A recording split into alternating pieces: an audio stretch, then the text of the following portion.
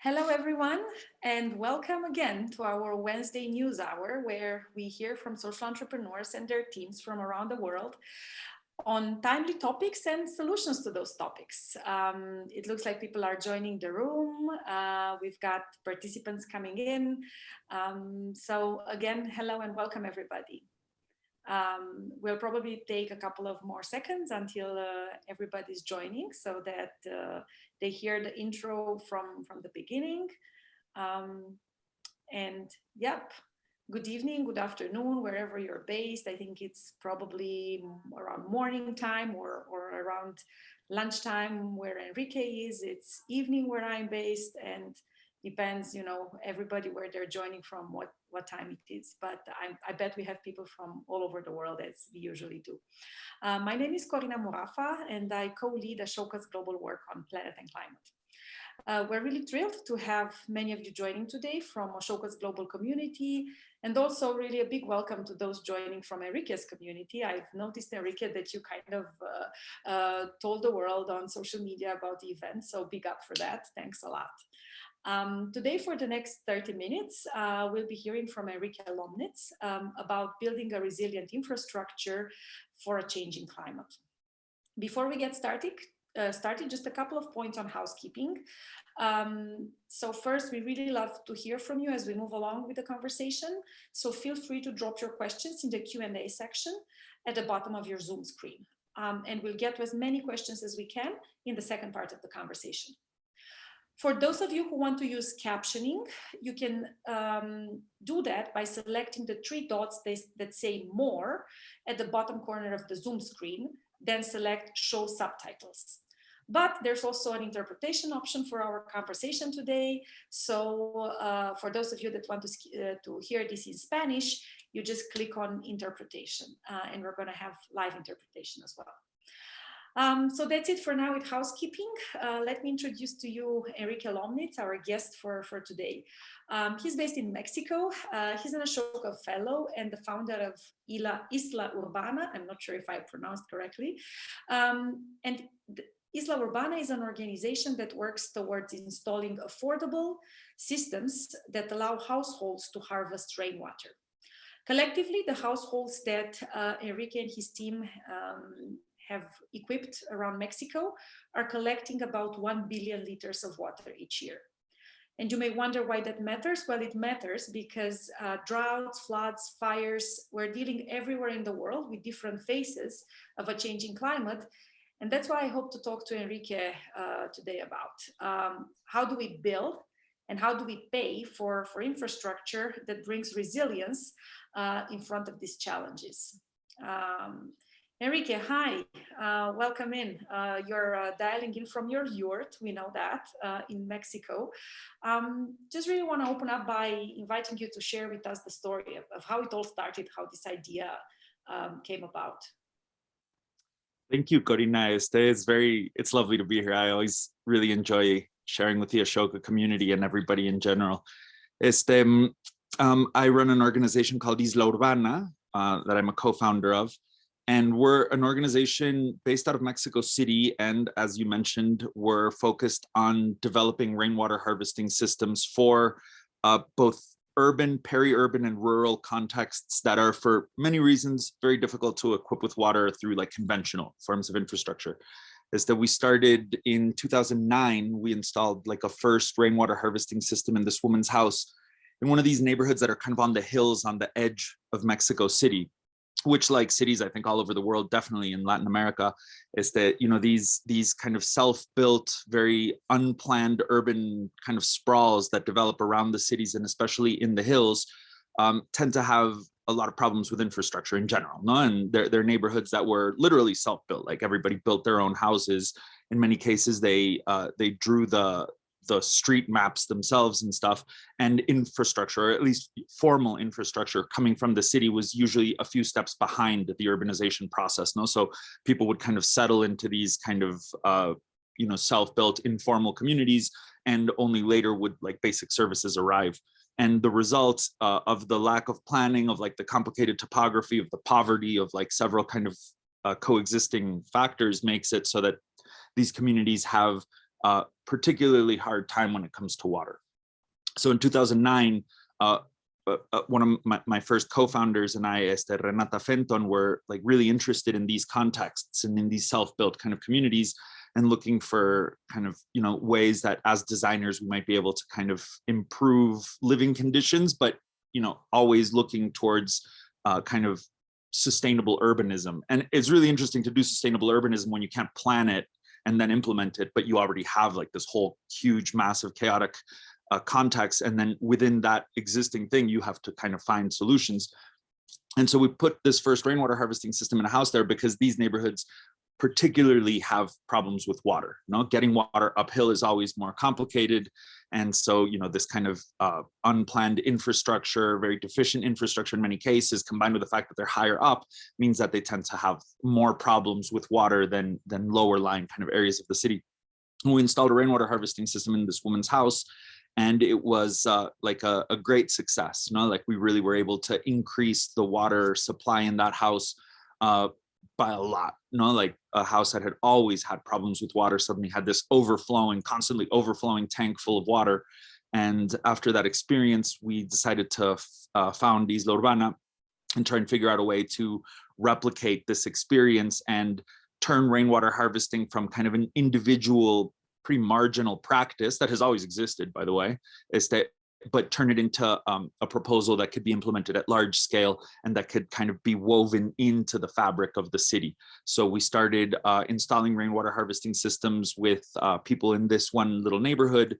We rented a little house there and moved up to this neighborhood so that we could be like very close to both the water problem, but also close to all the rainwater harvesting systems we were installing, because, you know, we wanted to really like learn how to do it in the most optimized way. And so we moved up there and we started installing rainwater harvesting systems with our neighbors. More and more people started kind of approaching us and asking about it. Eventually the district government, the local level government, kind of, I guess, maybe in New York would be the equivalent of a borough or something like that. Mexico City has 16 districts. And the district government kind of approached us. They said, hey, you know, what are you guys up to? We heard that you guys are doing an interesting project. And so we showed them the rainwater harvesting systems. They became very interested. They started collaborating with us on that. We started installing greater numbers of rainwater harvesting systems. And basically since then, we've just been, you know, honing it more and more, developing the technology, you know, what is like really the optimum way of harvesting rainwater, but also how do you collaborate with local governments? How do you work with communities? How do you teach people how to harvest rainwater in a way that's actually scalable? And we've been working towards that end since then and made a lot of progress. Now, at this point, we've installed many rainwater harvesting systems all over Mexico, but especially in Mexico City. And we've worked with city level governments and state governments and local governments designing rainwater harvesting programs that are, you know, installing many thousands of rainwater harvesting systems in several places in the country. So that's the brief, I hope brief enough introduction to what we do. Yeah, no, it's interesting because it looks to me that you started off the whole idea basically from a basic access to infrastructure sort of need. So then when did the climate issue come into the conversation as a problem that potentially your solution could give an answer to?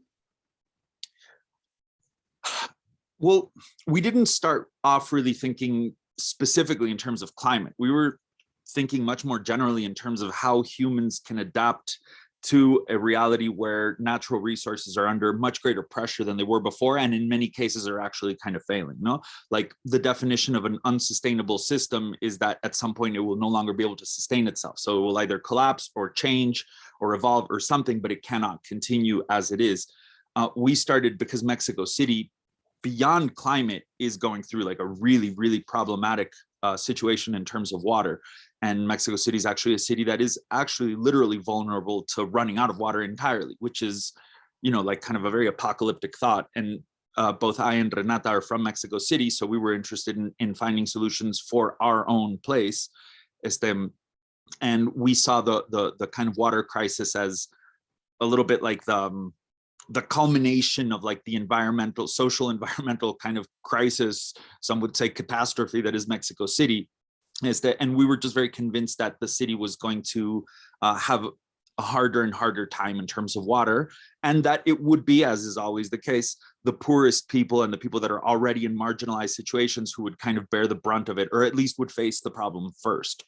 So we wanted to contribute something towards the city's like adaptation towards this new water scarce reality, and find ways of trying to kind of help, you know, steer the ship a little bit into like a different direction. No, like we were very convinced, and we still are very convinced, that the underlying model by which Mexico City supplies itself with water is completely unsustainable. No, we extract many times more water than recharges from our sources, and our principal sources are all being like very, very rapidly depleted.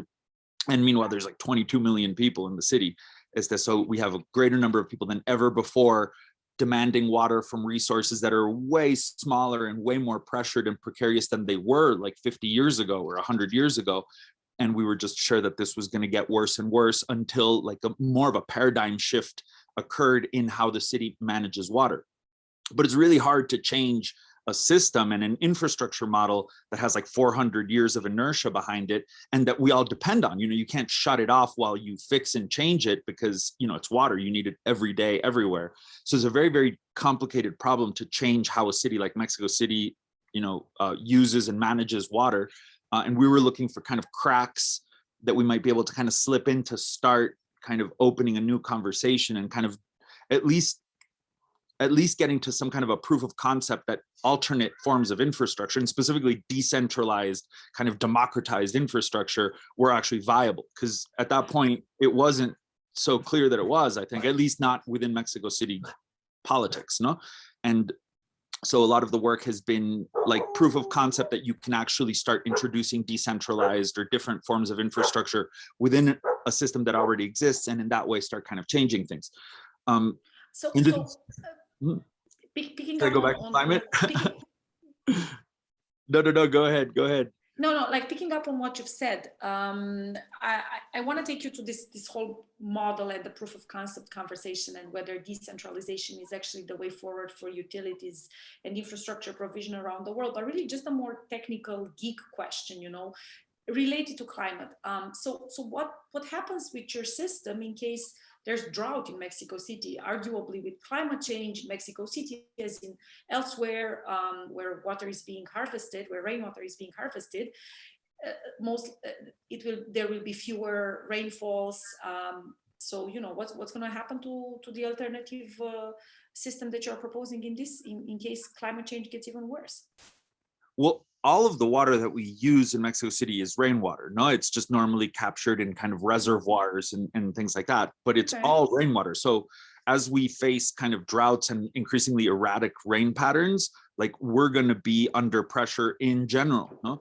The way I see it is, you know, the more that the rainy season becomes irregular, and that we have kind of less predictable in general, like water coming at us, then it becomes kind of more important to take advantage of whatever it is that you do get when you have it. No, so right now, you know, Mexico City gets very abundant rain, by the way. No, we get like significantly more rain than London does, for example. No, so we get, you know, very considerable amount of rain, which currently like runs off the streets into a combined sewage system, mixes with all the like wastewater, and then gets discharged out of the watershed and to the ocean. So right now, all this rain that falls on the city is basically running over impermeable surfaces, going into a sewage system, and is getting thrown out of the city. As water becomes more scarce, then you can't afford to not take advantage of like a water resource that you have.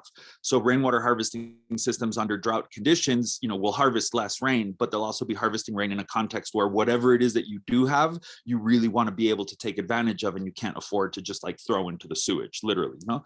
So rainwater harvesting systems, I think, actually make a lot of sense in the context of increasing kind of drought conditions and increasing water pressure, because that's really where you start to need to, you know, be as efficient as you can and take advantage of whatever there is. No, rainwater is the source of all of our water. No, the water underground is also recharged from rain. The water in the reservoirs that feed the city are recharged from rain. You know, unless you live by the coast and have a desalination plant, your water that you're drinking is rainwater. It was just usually kind of harvested a little more indirectly or a little bit further away, usually like more on like a territorial scale, no? So like mountains running water off into reservoirs and stuff like that, or filtering into the ground and charging aquifers.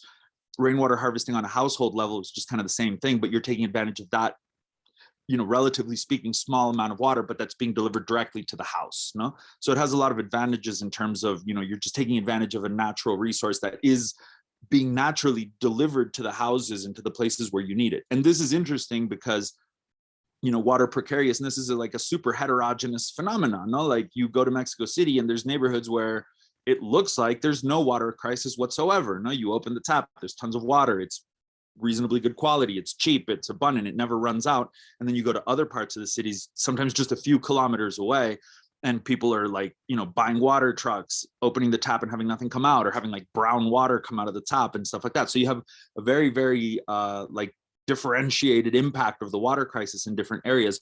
And there's some places that are especially hard to get water to, because they're uphill, or because the infrastructure there is very bad, or because it's at the very end of a pipeline. So like by the time the water gets to the end, so many people have drawn water out that nothing gets there, no? And you can put rainwater harvest systems anywhere.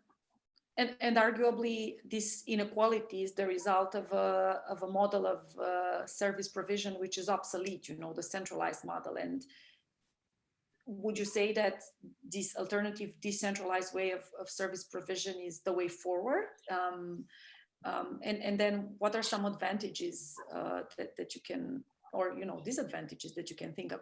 And in the meantime, please, guys, feel free to ask questions and for Enrique, or make comments in the Q&A section.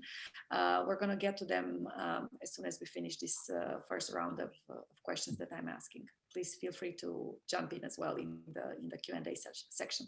Enrique, to you.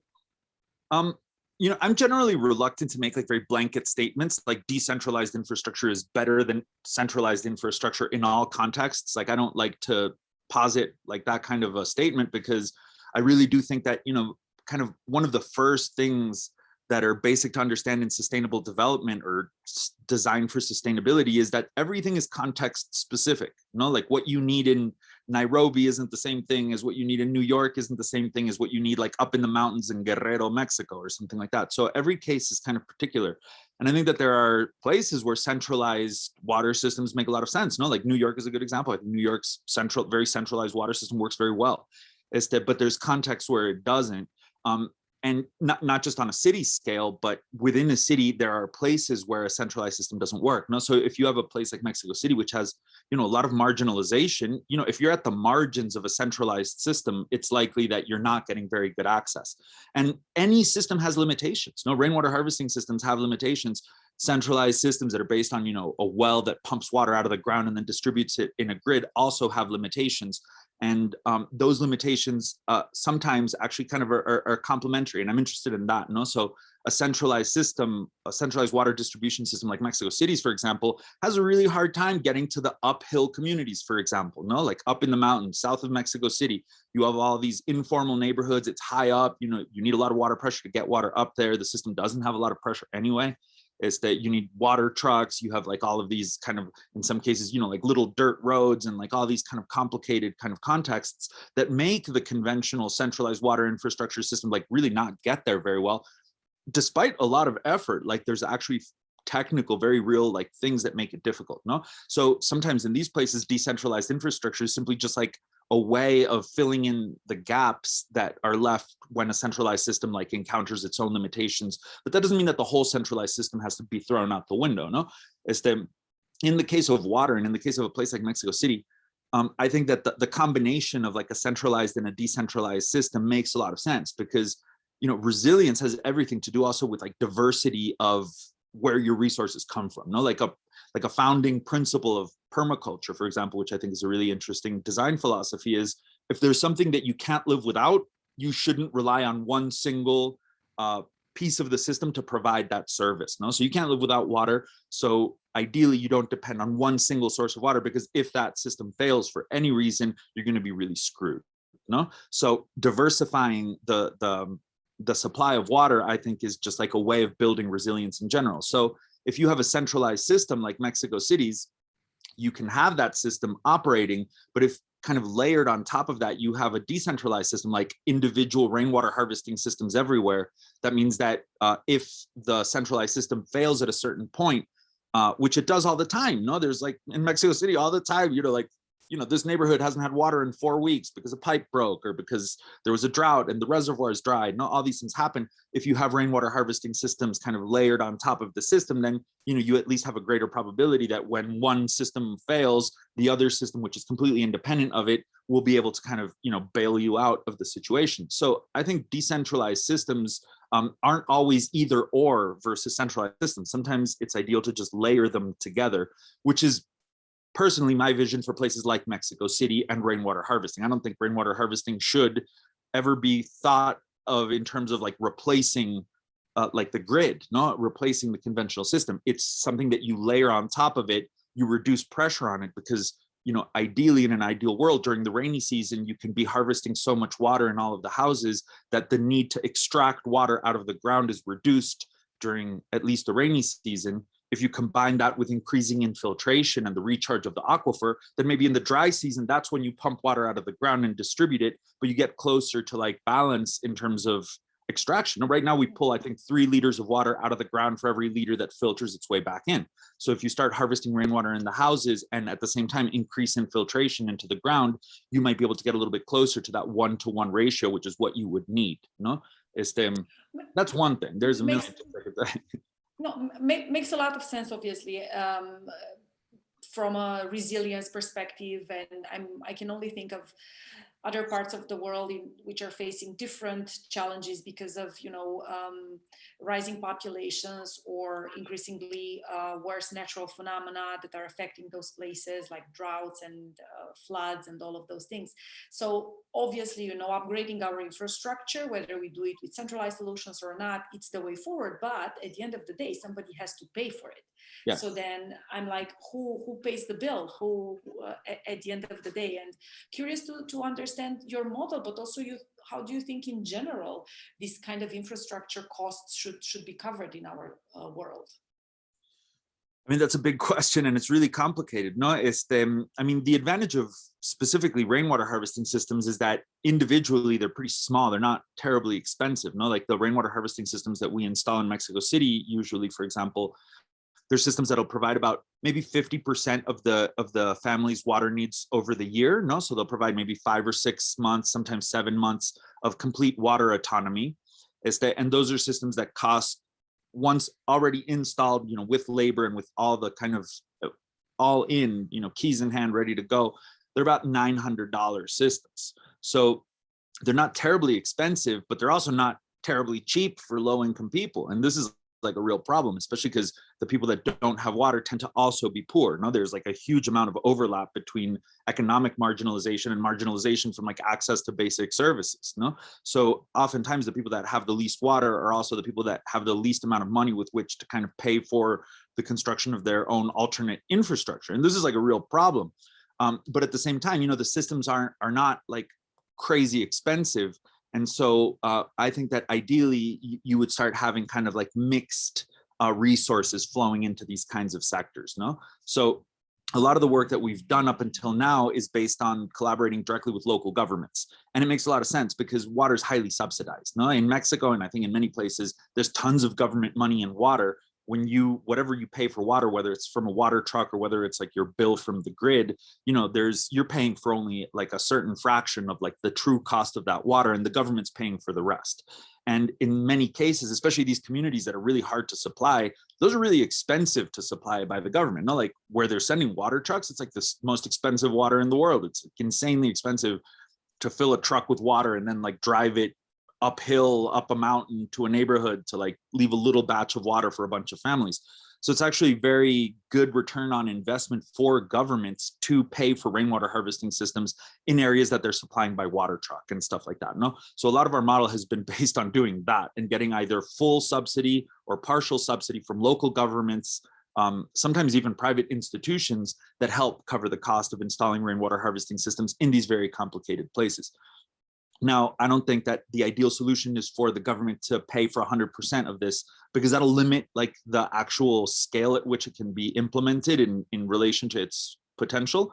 So ideally, you know, maybe the government pays part of it, but then the rest of it, the family pays for. And ideally, and this is something that we're working on right now with water.org, for example, designing these and piloting these kind of schematics where the government pays for, say, half of the cost of installing a rainwater harvesting system. The family pays the other half, but can do it paying as they go month by month, and they don't have to come up with like a single lump sum, which is, even if it's half the cost, you know, a lot of families, you know, they make at a couple $100 a month, maybe, no? And so it's very, very hard for them to put a lot of money down up front. But if they can do it little by little, it works. So I think that kind of stuff. And I think they also become co-interested somehow, right? If they chip in a little bit in the whole system. Yeah, I think so too. Although honestly, like we've done tremendous amount of works on adoption, because our first experiences installing subsidized rainwater harvesting system where the government paid for it and people paid very little or nothing for the systems. The first programs that we did of that nature had very high abandonment rates. No, so we'd come back 2 years later and half of the systems would be dismantled or not being used. No, and that, you know, that's pretty useless. So we put a lot of work since about 2011. We started really systematically trying to understand how do you achieve high levels of adoption even under fully subsidized programs. And we've actually been able to come up with kind of methodologies that will result in, you know, 95, 97% adoption rates a few years later. Even with 100% subsidized systems, you can do it. It's that you have to do other things. You know, there's other filters that you can do, because basically what you're talking about chipping in, it's not so much that when people pay, because they paid, they become more interested. It's more like when you have to pay, you self-select. If you're not interested, you don't pay. You don't enter the program. But if something's for free, maybe you just raise your hand and sign up just because it's free and you might as well do it. But there's other things you can do to kind of select for people that really want to do this. And it is a really interesting thing, because a rainwater harvesting system in itself is just like a tool. Harvesting water, you know, that falls on your house from the sky, you need a rainwater harvesting system, but you also need to know how to use it. It's a practice, no? It's a tool that you need to learn how to use. So the rainwater harvesting programs that we do are always this kind of both an infrastructure level thing, but it's also like an education that you need to actually teach the population or co-learn with the population. Yeah, How do you harvest rainwater? I think this was one of the questions, and moving on now to the Q&A, just picking up a couple of the questions in there. Somebody's asking this question around education and working with the community, you know, what's most challenging in dealing with the community and the adoption issues that you've mentioned? Oh, there's so many challenges in working with communities. I mean, because communities are like whole universes, no? And there's like microcosms of humanity. So whenever you go into a new community, you're going to find everything. No, you're going to find like the people that are obstructionists, the people that are super active and super open. You're going to find people that are looking for how they can take advantage of whatever program comes in. You're going to find the people that are very altruistic. You're going to find kind of everything. And working with communities is a lot of work.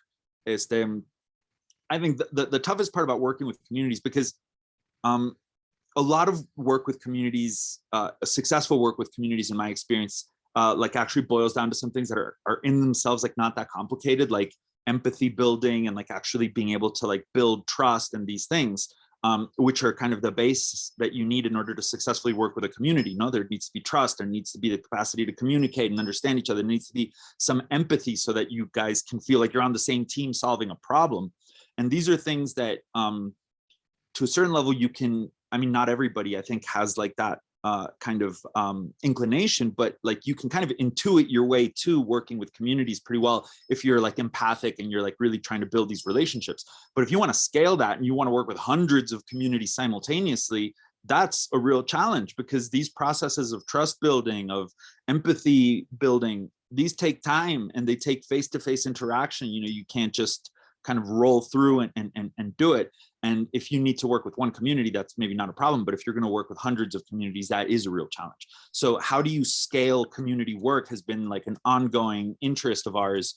And I think is really interesting, because you have to kind of systematize and kind of try and boil down to essential steps what interactions you're actually going to be able to have with the community. Because, you know, if you have an open long-term relationship with a community, like we have some communities that we've worked for years and we know everybody's name and they know us, and there's, you know, like this deep relationship, that's one thing. No, but if you're going to go into several communities and this month we're going to work with 5 different communities and then we're going to move to the next 5, then you need to start counting. We're going to have 4 interactions with the people, for example, no? Like the introduction, the first like community meeting, the one-on-one training when they receive the system, and the follow-up system, for example. No? So you have to start boiling it down to like, we will have these 4 interactions, and then you start designing like, what is the most essential thing that we need to do here, both in terms of like trust and empathy building, and also in terms of like, knowledge sharing and teaching how to use the systems. And that's, to me, that's been like one of the most fun and interesting and challenging parts of this work. It's sure. really interesting, how to scale a community work, essentially, because it's complex. I want to bring you to another question in the chat, an interesting one. What might be the role of the business sector in improving water resilience? And I'm maybe asking this question also with an ideological lens, because, for some businesses, water is a business, while for a great share of the world, water is a basic human right. So just wondering what you think is the role of business in this complicated question of water access and water resilience. That's a really good question. And I'm not sure I have like kind of like a tidy answer to it, no, because like you say, there's different kinds of businesses, no, like what's the responsibility of like a local laundromat versus like a Coca-Cola bottling company? They're going to be like, in my opinion, different kinds of responsibilities. The larger companies that have a very strong water footprint, no, like beer and soda bottlers and stuff like that, companies that actually are directly consuming water, and in at least local cases, oftentimes actually really contributing to water pressure. I think they have like a very high level of responsibility to try and mitigate the impact that they have. And I think that there's, a couple ways that can be approached. Both, I mean, I think all of these companies should really be investing in their own efficiency. And like, if you're going to be, bottling hundreds of thousands of beers every day in a place and you're extracting water from that, like what's the smallest amount of water that you can actually use for your processes so that you just kind of mitigate a little bit your own impact. But that still often won't be enough. I think companies that are doing that actually have a more active responsibility to try and help shore up water access around them, because there's cases in Mexico and all over the world where, a company moves in, starts up operations, and actually dries up the water all around them. Like this is something that happens. It happens with mining companies. It happens with bottling companies. It happens with all kinds of things. And I think there they have like a very real ethical responsibility to help make sure that they don't leave the surrounding communities without any water. I mean, I think that should be like a fairly obvious piece of corporate social responsibility. But other kinds of businesses that are less directly in the water space, I think they share the kind of responsibility that all citizens should have when we live in a context where water is becoming a scarce resource. No, is that like, I think that, we're at a point where whether you're a company or you're just a private citizen, if you're living in a place like Mexico City that's running out of water, there are basic responsibilities that you have to not just like waste a ton of water, for example. No, and I think companies just should share that kind of basic, even like just like the lowest basic level of responsibility, but then ideally they should do, as much as they can to kind of help with the problem and pull their weight in terms of finding a solution. No, so I think it's a different question for companies that are like in the water space and that are directly impacting with water. I think that it should possibly even should be legally mandated, but in any case, it should be like just like an ethical need that you have to do something about water because you are having an impact on this. And if you have a company that doesn't really have anything to do with water, I think you share like the responsibility that we all have. But if you can do more, then ideally you would also assume a little bit more responsibility and do what you can. Thanks a lot for picking up that question.